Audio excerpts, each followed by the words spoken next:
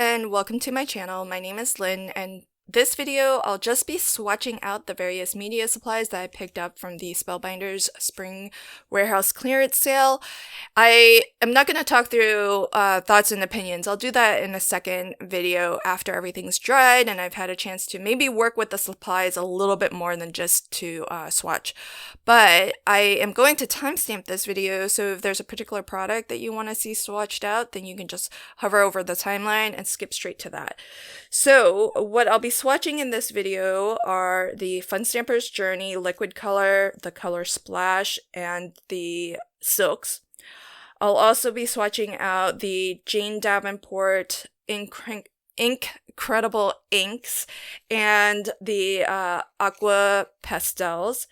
And as well, I'm playing a little bit with the Jane Davenport fountain pen, the waterproof brush markers, and I'm playing with the concept of using the liquid color and the Inkredible inks to make my own splashes. So just diluting them with a little bit of water and then putting them in a small spray bottle and using them that way.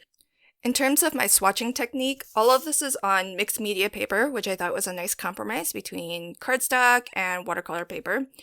I've stamped this stamp, which is actually from a Spellbinders club kit, and it's black VersaFine Onyx black ink, and then I clear heat embossed it so that it's got that nice kind of creates a little bit of a barrier in between each, because I want to try to avoid the colors bleeding from one triangle into the next, so that'll create nice little barriers. And what I'm trying to do is get a nice solid color at the top where the triangle is widest, and then on half of the triangle, using my water brush pen, pull that color out. I'm trying to see how well it moves on this paper, whether you see that initial barrier for where the solid color is, and if you start to lose color saturation. So how pigmented is the color as you pull it out? Does it start to get less saturated and more transparent? So those are the things that I'm trying to look for, and I'm trying to be as consistent as possible with all of this, but that's a little bit hard. I am using a water brush pen that has water in it, but I'm not actually squeezing any water out. What I'm doing is, in between each color, I'm rinsing the brush out to get it nice and clean so I don't get cross-color contamination. And then I'm dabbing the brush on a dry paper towel to get the excess water off.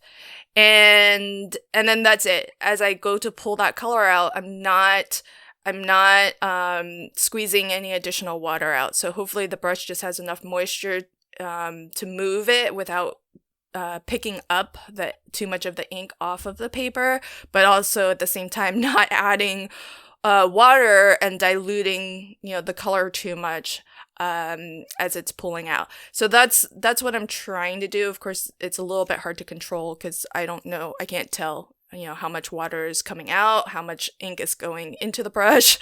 But that's sort of my technique, and I'm trying to stay consistent as I swatch out each of these.